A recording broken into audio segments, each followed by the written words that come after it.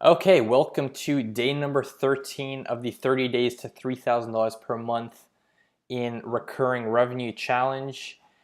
We're almost halfway through. We got our first direct mails out yesterday. So hopefully tomorrow we'll start getting responses and setting up some consultations because, yeah, this calendar is starting to get full and the recurring revenue is still at zero. So we gotta ramp it up.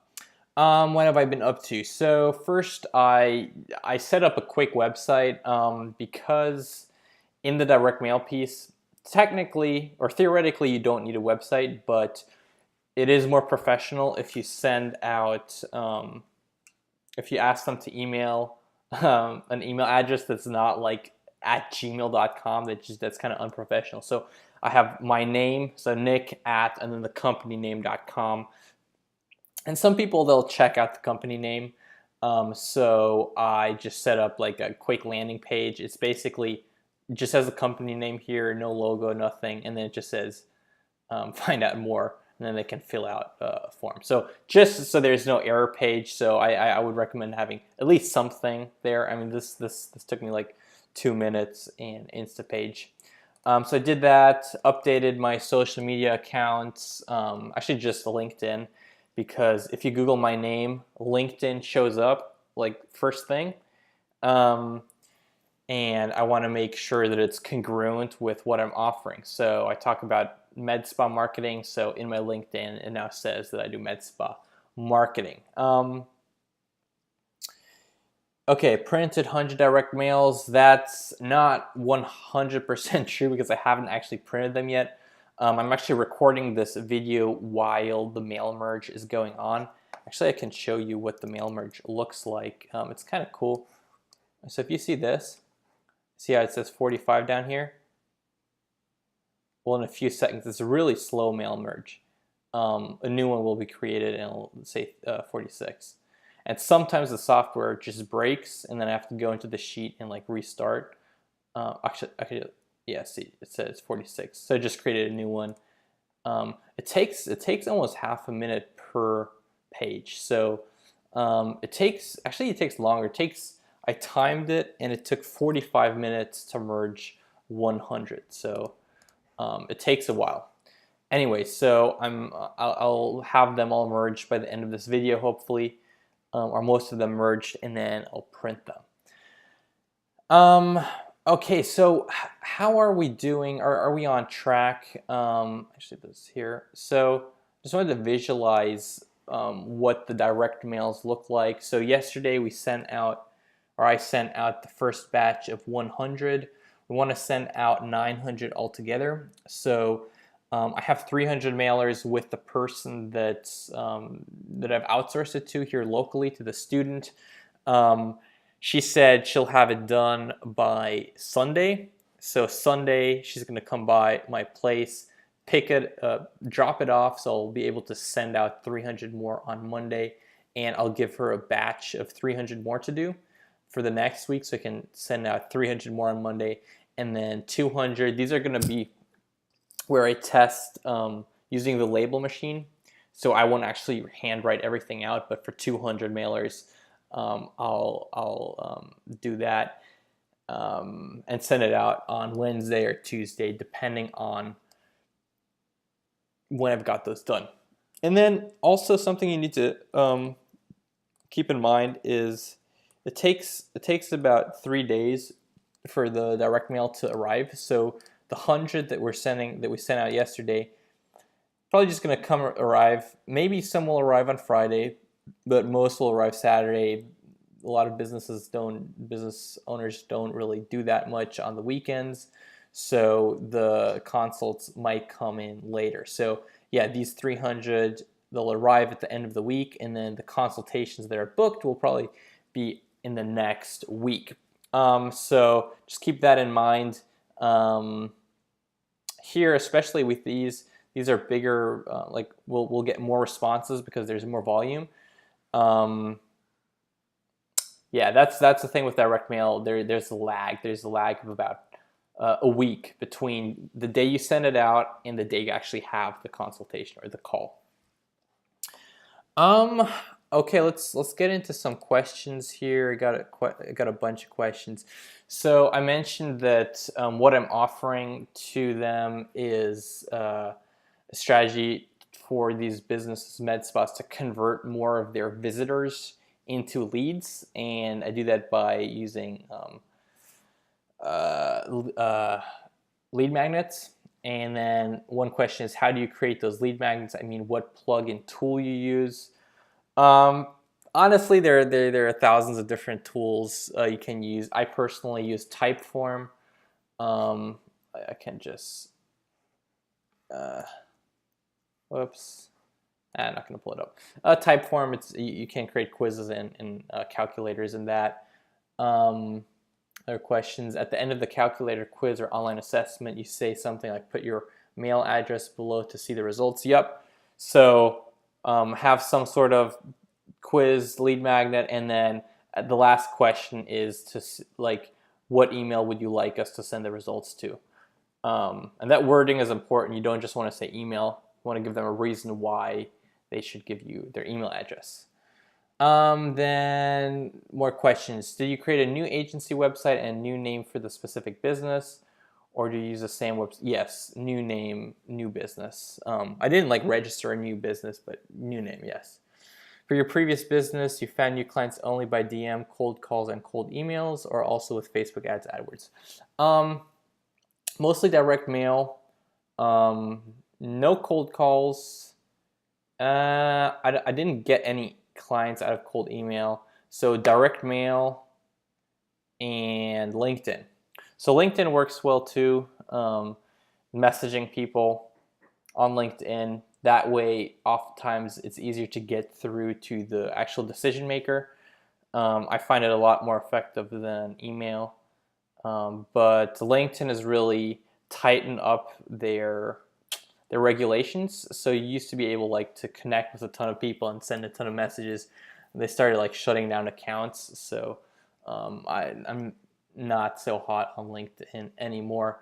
And the nice thing about direct mail is it's totally unregulated. You can do whatever you want in direct mail, and and for the foreseeable future also. Facebook ads, AdWords. I tried Facebook ads. Honestly, the targeting was just really hard. If you have a large email list of potential clients, what you might want to do is create a Facebook custom audience. So Facebook basically takes those emails and says, okay, what Facebook accounts are these associated with, and then shows them only to them. Or if there are industry organizations that you can target, or I mean, if their profession is targetable through Facebook. The industry that I was in, it was kind of a smaller niche, and it was very hard to target with Facebook. And AdWords, no, I haven't tried AdWords to generate clients. Do you use we instead of I, and other methods to appear bigger? No, not really. I use I most of the time because, or maybe you were asking because sometimes in the video I say we. I don't know why I say we sometimes. I say I, and no, I'm pretty transparent. I basically position myself not as an agency, but more of a like expert in the field. And I say, yeah, I will be the contact person, but I work with other people who help me basically with people that are better at what they do. So with Facebook advertising, I'd say like I don't run the Facebook advertising. I have someone that specializes in that does it for me. You said that you need 6 clients to get your $3,000 a monthly recurring revenue, so you charge $700 with taxes. Per much. Did I say 700? I was thinking more of like 500, but do you have only one price on your proposal or more with options, like in the free book, Breaking the Time Barrier? I asked this question because your German friend closed a $15,000 €15,000 deal following your advice. Did he charge for like 18 months, or did he offer something else more valuable? Okay, good question. So honestly, pricing, it's something you just I do like value-based pricing. So if I think they'll get a lot of value from it, I'll price it higher. And it's something I kind of have to feel out. I'll probably start at 500 and bump it up until I hear too many no's, and then kind of find the sweet spot. I'm thinking of entry level $500 per month, and then having an upsell. But I'm pretty flexible with pricing and the proposal. It's not static. I see like what do they need, and then I basically tell them what I would suggest for them, and that's not the same for everyone. So it's not like I have a silver, bronze, and gold package that they then choose. It's a more custom, and it changes case by case. And my German friend, so he went a different route. So I didn't really approach any, like when I create my list, I'm not approaching any chains or huge organizations. I want